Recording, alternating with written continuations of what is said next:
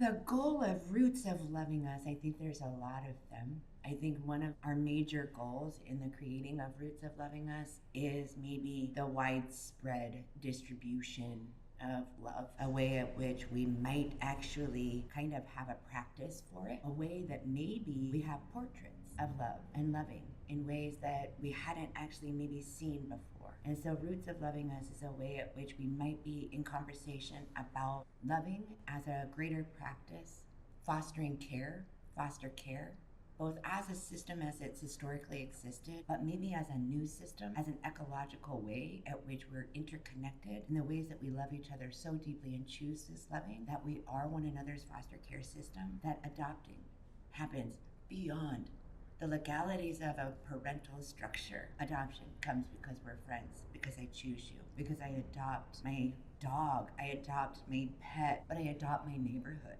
I adopt my community. I adopt deeply because I choose to love at that level. And that loving is so cellular that it's bioadaptive. And that when we choose to love with that kind of intentionality, we are each other's foster care systems. And in that, we are always each other's family.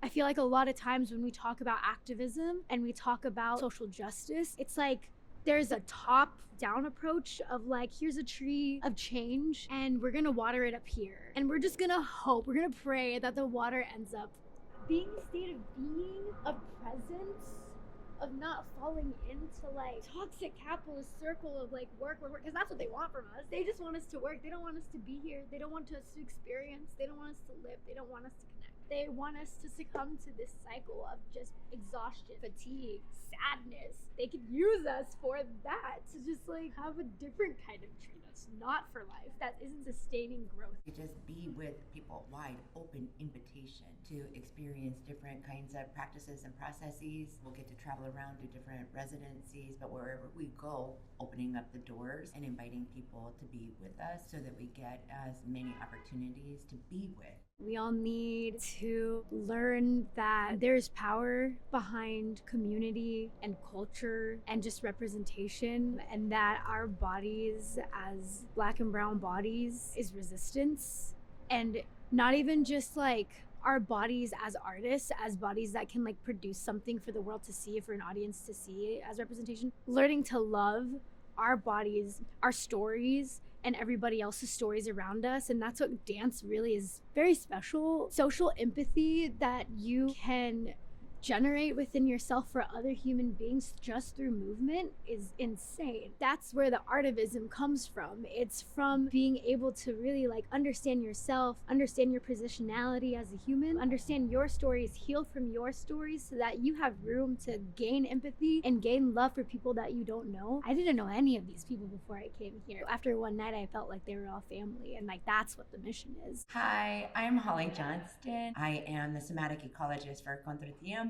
I am an artist. I am a maker, choreographer. I am a mother. I am a dancer, movement artist, and I think in the most optimistic and ideal ways, I hope I'm a really good troublemaker. Contra Tiempo has definitely provided a space where we can just create, make mistakes, and play. I think that's one of my favorite things that they offer us is a space for play. It doesn't feel like we're coming into a dance workshop or a rehearsal or intensive or anything, because a lot of times those spaces can feel very intimidating. It's great because we're just conversing the plane of what it is to be an artist. Something that Holly had said was that our bodies and our brains, like there's so much that you can explore within space. Even just within the first night of movement exploration, I feel like I was able to not only explore my physical full body in ways that I hadn't yet, with the guidance that she was giving us, with the energy of the people in the room around us.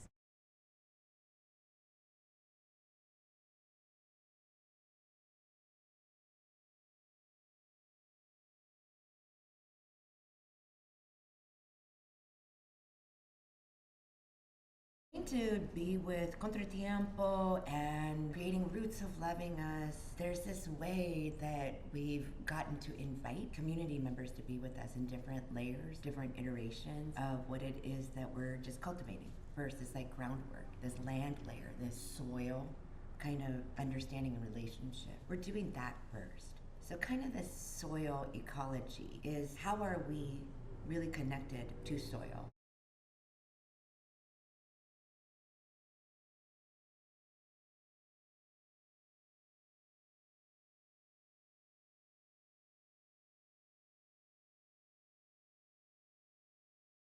The practice of dancing and the connection to my spirituality, I think for sure, are incredibly interconnected. I think that the ways at which our bodies inform our sense of being in the world, how our bodies are an enactment of the things that we believe, I think that dancing is an intentional practice at the ways at which we might enact or assemble our belief system, how we might actually be in fuller expression of our spirituality. And although perhaps I don't necessarily name it as a spirituality, I think it is undeniable that dancing is of spirit and that the practice of dancing and being my body is in fact, yeah, a spirited experience.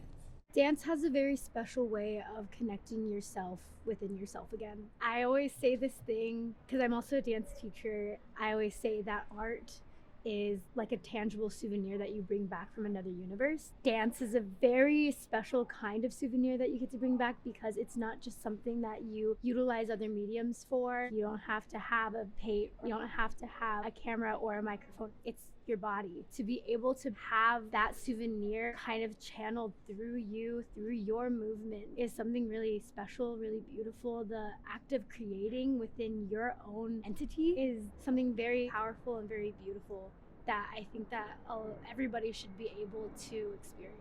I think that this workshop is a very great foundation for planting those roots for something really beautiful to just grow and sprout with the roots of loving us. The creation, the play, the exploration, all of that comes from the roots. It comes from the soil. When we are considering what is the rehearsal process like, what are the many ways that we're preparing to bring the work into a place of sharing, a place at which it feels like our preparation has been deep enough, meaningful enough that we invite you into a place where we feel like we have something that we've given enough depth, honor, and dignity to, that it feels like it's time to bring you into this space with us. So the rehearsal process requires a lot, just like gardening, a lot of cultivation, a lot of soil digging in the dirt, a lot of stuff that you don't know, a lot of growth that happens gravitropically towards gravity down into the dark, often before it can move yet into the light, yet towards the phototropic. So our rehearsal process often feels like it's just digging in the dirt, adding some compost, some fertilizer, and digging down